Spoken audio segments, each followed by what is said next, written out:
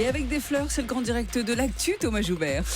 Nous venons de vivre le deuxième Noël le plus doux depuis que les relevés de Météo France existent. C'est ce qu'a annoncé l'organisme cette semaine. Et cette douceur des températures à cette période de l'année a des conséquences directes pour nos agriculteurs en ce moment, mais aussi pour nos jardins. En Normandie, on a récolté le chou d'hiver, d'ores et déjà. La situation est identique avec les salades en Gironde ou dans les Pyrénées-Orientales.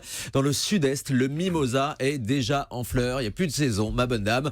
On va en parler avec notre invité ce matin, Alain Baraton. Bonjour. Bonjour. Vous êtes le jardinier du parc du château de Versailles. Déjà, cette douceur des températures en ce moment, elle a des conséquences, vous, directes sur le parc du château de Versailles. Vous avez remarqué des choses inhabituelles ? Oui, la végétation ne cesse de continuer à se développer alors qu'elle devrait dormir en ce moment. Je constate que des roses trémières actuellement fleurissent. Je ne dis pas qu'elles sont restées en fleurs, elles reproduisent actuellement de nouvelles fleurs. Nos rosiers sont également en fleurs, ce qui n'est pas normal. Je vous rappelle que si les végétaux perdent leurs feuilles en hiver, c'est pour se reposer. Or, cette douceur leur interdit de dormir et les épuise. Et il ne faudra pas s'étonner si dans les années qui viennent, si le temps se maintenait, eh bien les végétaux deviennent sensibles à toutes les maladies parce que malheureusement, ils ne peuvent pas se reconstituer une santé, ils souffrent et malheureusement, on risque de le payer et très très cher. Donc ça chamboule tout l'écosystème. Là, ça chamboule tout l'écosystème, les végétaux sont en souffrance et n'oubliez pas non plus que les végétaux abritent quantité de petites bestioles communément appelées insectes qui profitent eux aussi de ce temps et on constate que la mineuse qui fait des ravages sur le marronnier aujourd'hui est en totale prolifération. Les maladies qui affectent les buis ne sont pas bloquées par le gel hivernal. Le gel empêche la propagation des champignons, des virus, des bactéries. Donc quantité de maladies sont en train de s'installer durablement, quantité d'insectes prolifèrent et les végétaux sont en train de souffrir. Juste un exemple, le hêtre, autrefois, était un arbre qui vivait au pied des Pyrénées. Le réchauffement climatique est en train de le repousser vers le nord de l'Europe. Eh bien, on peut craindre que dans quelques décennies, il n'y ait plus de hêtres qui poussent spontanément. Donc ce réchauffement climatique transforme considérablement la végétation qui nous entoure. C'est un drame pour la nature. Le mimosa en fleurs en ce moment, à Noël, c'est inquiétant, c'est pas normal. Si, c'est normal. Justement, c'est le seul exemple qui m'amuse un petit peu quand je Alors lis. Pourquoi ? Tout simplement que le mimosa est une plante qui a été découverte par Cook en Australie au 19e siècle. Et ce végétal est curieux. Il a toujours continué à fleurir à la même période. Nous sommes en été austral. Il fleurit donc pendant l'été australien. On l'introduit en France, il continue de fleurir en janvier, en février, à la même période qu'il le faisait dans son pays. Donc lui, il a peut-être 8, 10 ou 15 jours d'avance, mais c'est le seul végétal qui continuera de fleurir, et ce, quelle que soit la modification des températures. Alors, en revanche, les fraises, là, dans le Périgord, des asperges en Alsace qui sont récoltées en ce moment, ça, c'est pas tout à fait normal. Ce n'est pas du tout normal, mais que va-t-il se produire si une vague de froid arrive ? Parce que nous sommes en décembre, nous sommes bientôt en janvier, mais on peut toujours redouter des froids très importants. J'ai connu dans le passé... Oui, l'hiver n'est pas passé, ça, c'est certain. J'ai 40 ans de maison, je deviens un dinosaure. Donc j'ai connu des hivers relativement doux.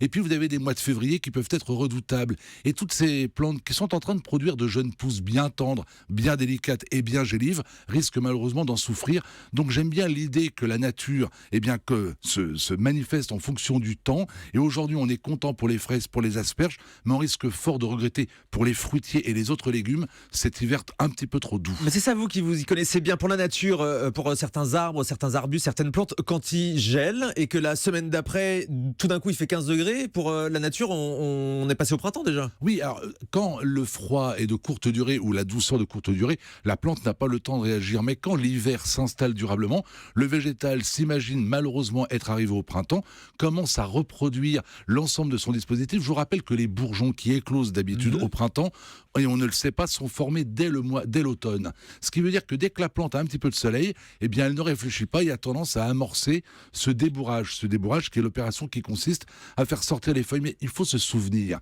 je vais vous citer un exemple incroyable. Les arbres les plus vieux sur la planète, vivants bien entendu, sont des sapins qui vivent en Norvège et qui sont âgés de 9000 ans. C'est absolument incroyable. Croyez-vous vraiment que des végétaux qui vivent 9000 ans peuvent s'adapter en quelques années seulement à un changement climatique ?